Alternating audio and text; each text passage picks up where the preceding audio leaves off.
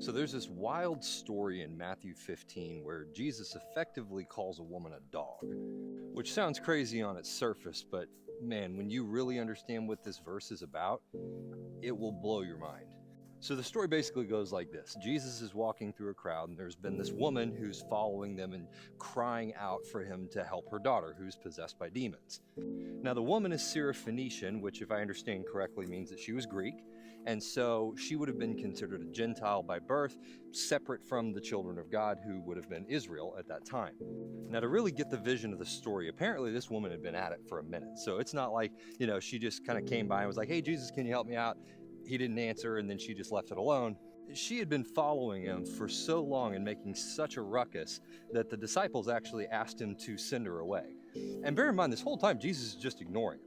Like, this woman is literally begging Jesus for help, and he just ignores her, which in and of itself is wild. But what happens next is just crazy. And so finally, after however long this has been going on, Jesus turns and responds to the woman and says, "I've been sent for the lost sheep of Israel." Effectively saying, "Hey, you're not part of the family, so sorry, I'm not here for you." But then the woman comes and falls at his feet and says, "Sir, please help me." Now, this is where you would expect Jesus to have like massive compassion, because everywhere else that we see him interacting with people in need, it's always with just extraordinary compassion. The woman at the well, the adulteress that's brought before him, that he says, "Did anyone condemn you? No? Then neither do I. Go and sin no more," right? I mean, everywhere throughout Scripture, we see Jesus showing just unbelievable compassion for people. And yet here comes this woman who is on her knees at his feet, begging for help. And he says to her, "Woman, it is not right for me to toss the children's food to the little dogs." Or in some translations, to their pet dogs, which is just almost worse. But this woman cannot be stopped.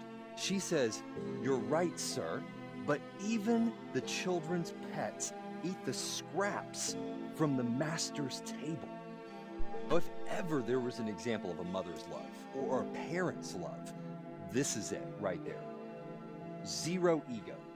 Does not care that there is an entire crowd of people and she is just embarrassing herself. Like, the levels of humility here are incomprehensible. And so Jesus responds and says, "Woman, you have great faith. Your request is granted." And that's where things get really strange.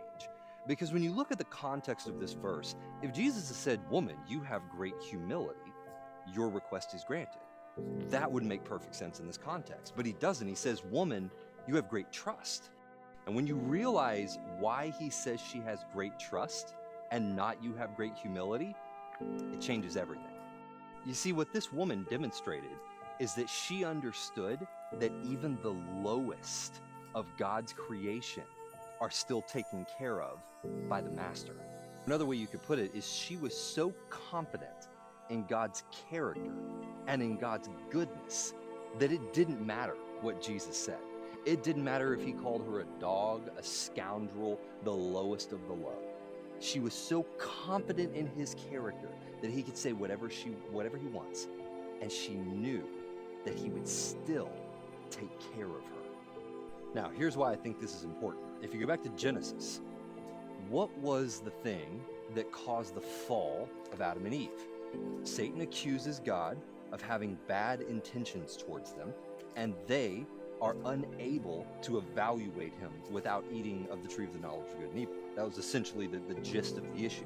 And so what he planted in humanity in that moment was a doubt of God's intentions, so that anything that he does all throughout our lives, like we look at all the evil in the world and we go, well, how could a good God allow evil to be in the world? Or we look at the bad experiences that we have and we go, well, how would a good God allow these bad experiences to happen to me? And so all of these circumstances and experiences that we have, Satan takes those, he points at them and uses them as his evidence that God's intentions towards you are evil. And all of that is based on the original accusation that started in the garden.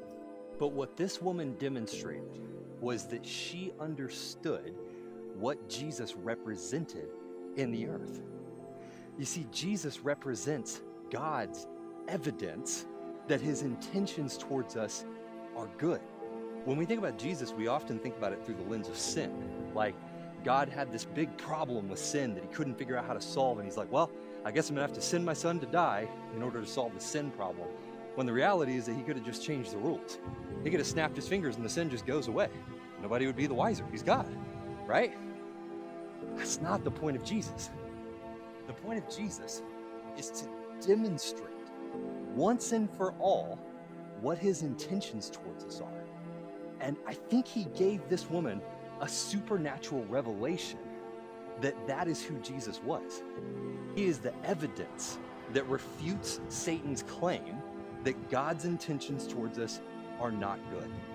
And I think Jesus, knowing what was in that woman's heart, I think he used that situation as an opportunity to not only demonstrate who he was and what he was going to be, but to also demonstrate what it is that all of this is about. It's having trust in God's intentions. It's reversing what Satan planted in us, the doubt that he planted in us about God's intentions, and the evidence that he uses against us constantly to support that accusation. But this woman, I think she understood. I think she understood that Jesus is God's evidence.